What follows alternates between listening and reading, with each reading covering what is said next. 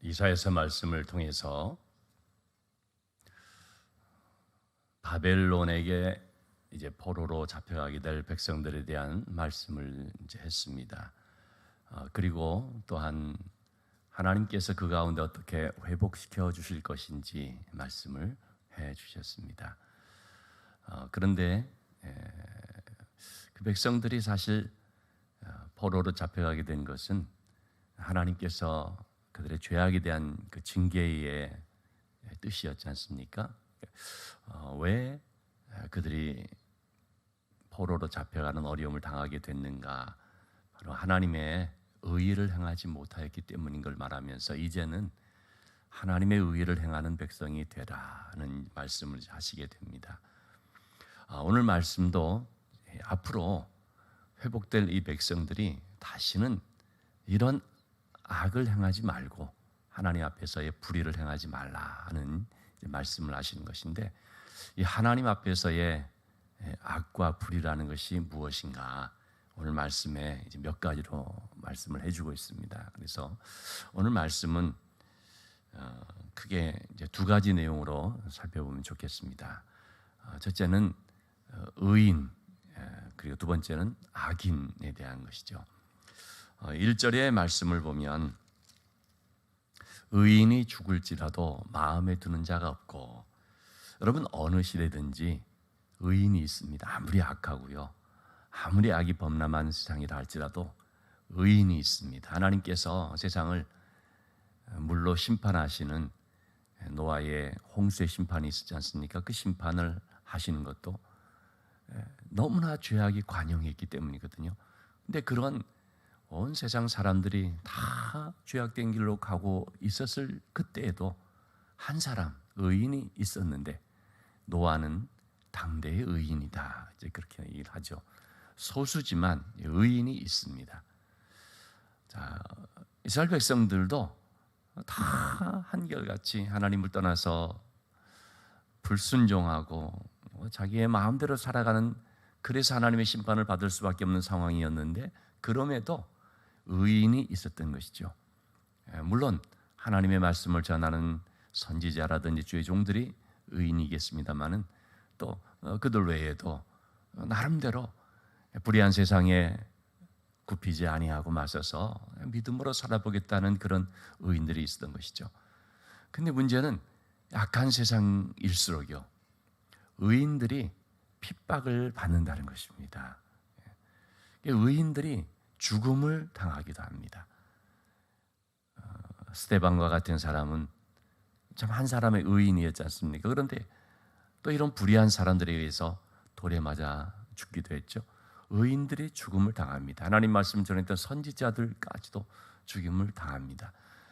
우리가 읽고 있는 이 이사야서 말씀인데, 이사야 선지자도 악한 왕 므낫세에 의해서 더불어 켜 죽임을 당했다, 그렇게 전해져 내려오고 있을 정도인데요.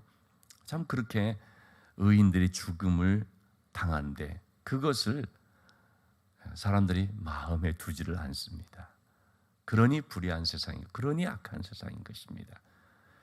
자, 그렇지만 여러분, 이러한 의인을 주목하시고 이러한 의인들과 함께 하시는 분이 계신데 누굽니까? 우리 하나님이신 거죠. 자, 그래서 오늘 말씀은 이 의인에 대한 말씀, 그리고 그에 반대되는 악인에 대한 말씀을 쭉 하고 있는데, 먼저 우리 악인에 대한 모습을 한번 몇 가지로 살펴볼 수 있겠습니다. 우리 3절의 말씀을 보면 무당의 자식, 간음한 자, 음녀의 자식, 이렇게 표현하고 있습니다. 악인들은 어떤 사람들인가? 한마디로 말하면 우상 숭배하고 또 간음하고 음행에 빠진 사람들을 말하는 거죠. 이제 그런 것들을 이제 계속 그 뒤로 이 얘기를 하고 있습니다. 폐역의 자식이라고도 말하고 있고요, 거짓의 후손이라고도 말하고 있고요, 또 우리 5절 같은 데 보시면요, 상수리 나무 사이 모든 푸른 나무 아래에서 음욕을 피우며 골짜기 가운데 바위 틈에서 자녀를 도살하는 도다. 우상 숭배를 하는 정도에 그치지 않고 여기에서는 정말 말할 수 없는 그런 끔찍한 일까지도 막 벌어지는 것입니다. 이러한 백성들의 그 불의한 모습을 하나님께서 계속 지적을 하면서 다시는 너희가 이와 같은 악한 삶을 살지 말아야 된다는 뜻에서 말씀을 하는 거죠. 왜 하나님께서는 했던 얘기를 또 하시고, 왜냐하면 이 앞에서 이러한 이스라엘 백성들의 죄악에 대해서 지적을 하는데 크게 두 가지 죄악을 지적한 거 아닙니까? 첫째는 그들의 예배가 너무나 거짓됐다. 하나님 앞에 나와서 예배를 드린다고 하는 그들의 모습이 너무나 형식적이고 습관적이고 마음은 없고 입술로만 하나님을 공경한다고 하는, 하나님께서 받으시기에 참 역겨울 정도의 그런 거짓됐다라는 그런 죄를 이제 지적을 했고요. 두 번째로 이제 또 얘기했던 것이 바로 우상 숭배인 것이죠. 얼마나 그들이 악하게 우상을 숭배하는지 계속해서 하나님 말씀에 그런 거 아닙니까? 우상에게 무슨 눈이 있느냐, 귀가 있느냐, 그들이 무슨 알아듣기를 하느냐, 그들에게 무슨 생명이 있느냐, 너희가 돌로 만든 것이 아니냐, 너희가 나무를 가져다가 하나는 땔감으로 삼고 하나는 우상으로 만들어 섬기고 얼마나 이 부질없고 어리석은 짓이냐, 이렇게 하나님께서 우상 숭배에 잘못된 것들을 지적을 하지 않습니까? 너희가 그 우상들을 수레에다 끌고 다니면서, 아니 그러면서 그것들에게 무슨 복을 달라, 그것들에게 뭐 기도를 들어달라고 말하니 얼마나 이게 참 허탄한 일이냐라는 것을 이제 계속 얘기를 했던 것이죠. 이렇게 하나님께서 그들의 죄악된 부분에 대해서 이사야서 말씀 좀 앞부분에 계속 지적을 했던 건데, 요걸 이제 뒤에서 또 지금 얘기를 하고 있는 거거든요. 그것은 하나님께서 무슨 뒤끝이 있어서 아직도 분이 안 풀려서 그렇게 말하는 것이 아니라 앞으로 그러지 말아야 된다는 면에 있어서 강조하기 위해서 말하는 것입니다. 그들의 잘못됐던 것들을 또 다시 한번 끄집어내서 그래서 지적하기 위해서 그런 것이 아니라, 이제 하나님께서 회복시켜서 그들을 바벨론 포로에서 돌아오게 하게 되면 그러면 이제는 달라져야 하지 않겠느냐 하는 차원에서, 어떤 점에서 달라져야 되느냐, 바로 이런 점에서 달라진다라는 것을 말하기 위해 다시 한번 이제 이런 부분들을 얘기하고 있습니다. 그래서 너희가 전에 섬겼던 각종 우상들,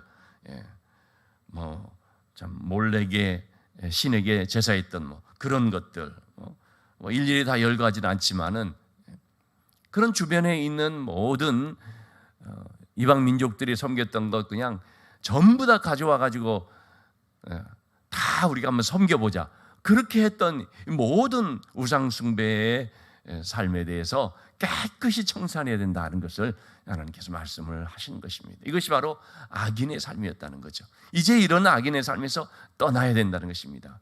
그리고 악인의 삶에는 절대적으로 평안이 없다라는 것을 말하고 있습니다. 맨 마지막 구절인데요, 21절의 말씀에, 내 하나님의 말씀에 악인에게는 평강이 없다 하였느니라. 왜 이 악인의 삶을 떠나야 되느냐? 평강이 없기 때문입니다. 악인의 삶 가운데 있을 때 하나님이 함께하지 않으시고 하나님이 함께하지 않기 때문에 평강이 없는 것이죠. 자, 반면에 이제 의인의 삶을 우리가 좀 살펴볼 필요가 있는데, 의인의 삶을 살게 되면 하나님이 함께 하시고 또 의인의 삶에는 절대적으로 평강이 있는 것입니다. 평안하다, 평안하다. 오늘 그 말씀을 여러 차례 하고 있습니다. 우리 2절 말씀에서도 그들은 평안에 들어갔나니, 이 그들이라는 것은 의인을 말하는 것이죠. 의인이 악인들에게 핍박을 받을지라도 그러나 그들에게는 평안인데, 왜냐하면 하나님이 함께 해주시니까. 그래서 바른 길로 가는 자들은 그들의 침상에서 편히 쉬리라. 의인의 삶은요, 하나님이 함께 하시고 때문에 평안이 있음을 말해주고 있습니다. 자, 그러면 의인의 삶이라는 것이 무엇인가, 우리가 한 말씀을 가지고 좀 살펴봤으면 좋겠습니다. 15절 말씀입니다. 지극히 존귀하며 영원히 거하시며 거룩하다 이름하는 이가 이와 같이 말씀하시되, 내가 높고 거룩한 곳에 있으며 또한 통회하고 마음이 겸손한 자와 함께 있나니, 이는 겸손한 자의 영을 소생시키며 통회하는 자의 마음을 소생시키려 함이라. 여러분, 우리가 하나님을 표현할 때 높고 높은 보좌 위에 계신 하나님, 하나님이 어디 계시냐? 높은 보좌 위에 계신 하나님이시다라는 얘기를 할 때가 있지 않습니까? 맞는 말이죠. 하나님은 우리와 차원이 다르신 분이죠. 이 죄악된 세상 속에 죄와 버무려진 그런 분이 아니시죠. 그분은 너무나 존귀하신, 우리와 차이가 있다, 그런 점에 있어서 이제 존귀하셔서 높은 보좌, 이제 이런 식으로 표현을 하는 거거든요. 하나님이 그런 높은 보좌에 계신 하나님으로 말할 수 있지만, 근데 하나님이 어디 계시냐 말할 때 정답은 뭡니까? 하나님은 어디 계신가? 하나님은 의인과 함께 계시다는 겁니다. 하나님은 누구와 함께 계시는가? 하나님은 바로 통회하고 마음이 겸손한 자와 함께 있나니. 하나님께서 함께 하시는 사람은 바로 통회하고 마음이 겸손한 자입니다. 이것이 바로 의인이라는 것입니다. 의라고 하는 것, 어제도 주일 예배 때 말씀드렸습니다만은, 내가 뭘 하는 것이 의가 아니라 하나님께서 우리를 위해서 이루어 주신 이 구원의 역사를 그대로 영접하는, 그것이 바로 의라고 하는 거죠. 하나님이 하신 그것을 영접하는 자가 바로 의인이다라는 것입니다. 그러면 이렇게 하나님께서 하신 것들을 영접하는 자는 반드시 어떻게 하게 되어 있습니까? 첫째로 통회하게 되어 있습니다. 하나님께서 나의 모든 죄를 사해 주셨다는 사실을 진짜 영접을 하게 되면요, 통회하게 되어 있습니다. 자신의 죄를 발견하고, 그래서 자기의 죄를 하나님 앞에 낱낱이 드러나게 되어 있습니다. 여러분, 우리가 간증을 들을 때 공통적으로 항상 듣게 되는 것이 뭡니까? 주님을 만나게 되었을 때, 또는 하나님의 큰 그런 은혜가 임하게 되었고 성령의 어떤 체험을 하게 되거나, 그럴 때 항상 공통적으로 나타나는 것이 뭐냐면 자기의 죄를 토설하게 된다는 것입니다. 잊어버렸던 그런 죄, 까마득히 했던 그런 죄까지도 생각이 나면서 다 그것을 하나님 앞에 내어놓게 되더라는 거죠. 이것이 바로 통회하는 것이거든요. 우리가 하나님 앞에 마음을 쏟을 때, 간절한 소원이 있을 때도 우리의 마음을 토하면서 하나님 앞에 눈물로 또는 부르짖으며 기도하게 되지만, 동시에 또한 우리 마음 가운데 감춰진 죄악을 발견하게 되었을 때 우리의 마음을 토하게 됩니다. 정말 그럴 때는요, 참 그 애절한 마음으로 하나님 앞에 고백하지 않을 수가 없습니다. 너무나 자기의 죄가 깊게 느껴지기 때문에 도저히 그거를 그냥 갖고 있을 수가 없기 때문에 하나님 앞에 다 내어놓게 됩니다. 이렇게 하나님 앞에 통회하는 사람을 가리켜서 마음이 상한 자다라고 할 수 있습니다. 이 마음이 상한 자를 하나님이 가까이 하신다는 거죠. 하나님이 찾는 심령은 상한 심령이라. 상한 심령이라는 말이 영어로 표현하면 이제 broken mind 이렇게 표현하고 있는데, 정말 깨어진 마음인 거죠. 그 마음이 왜 깨어지겠습니까? 하나님의 은혜가 임하고 하나님의 말씀을 듣게 되고 하나님의 뜻을 알게 되고 하나님을 만나게 되니까, 야, 내가 하나님 앞에 얼마나 죄인인지 그게 이제 발견이 되는 것이죠. 은혜가 없는 마음은 어떤 마음입니까? 딱딱한 마음이죠. 우리 지난주에 4가지 그 밭에 대한 비유를 통해 살펴봤지 않습니까? 길가와 같은 밭, 딱딱한 마음, 어떤 은혜의 말씀이 들어와도 끄떡하지 않습니다. 아무런 감동이 임하지 않습니다. 마음이 굳어 있다는 건 뭡니까? 완전히 경직돼 버린 것입니다. 여러분, 우리의 몸의 상태를 볼 때도, 건강의 정도를 살펴볼 때도 여러분 어떻습니까? 우리 육신의 몸도요, 얼마나 유연하고 부드러우냐, 아니면 경직되어 있느냐, 이거 그렇지 않습니까? 몸이 굳어져 버리면, 또는 몸 안에 있는 어떤 장기 부분들이, 간이 예를 들어 굳어져 버리며 심각한 질병이 되어버리는 거 아닙니까? 이렇게 뭐든지 굳어져 버리면 피도 통하지 않고 생명의 활동이 일어나지를 않죠. 굳어져 버리면 문제가 되는데, 몸에 굳어지는 것도 문제지만 영이 굳어져 버리고 마음이 굳어져 버리면 이게 큰 문제가 되죠. 정말 큰 질병이 되는 것입니다. 하나님 앞에서 가장 불쌍한 심령은요, 굳어져 있는 사람입니다. 그걸 가리켜서 완악하다라고도 표현하고 강팍하다라고도 표현하죠.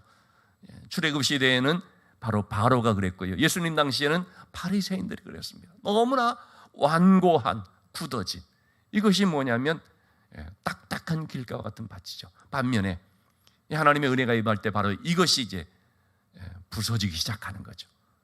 그 굳어졌던 것이 깨어지기 시작하는 것입니다. 그래서 하나님의 말씀을 들을 때 베드로가 성령 충만한 가운데 말씀을 전하였더니 그 말씀을 들은 사람들이 어떻게 반응했습니까? 마음이 찔려 그랬죠. 마음이 찔려. 이게 바로 이제 마음이 부서지기 시작하는, 깨어지기 시작하는 것이죠. 그러니까 형제들아 우리가 어찌할꼬 탄식하면서 얘기를 하게 되고, 회개하여 예수 그리스도를 영접함으로 죄 사함을 받으라. 그리하면 성령을 선물로 받으리라. 이 복음을 듣게 되죠. 마음이 상한 데서부터 회개가 시작이 됩니다. 그래서 통회하는 심령이라는 것은 상한 마음, broken mind라는 것, 깨어진 마음이라는 것.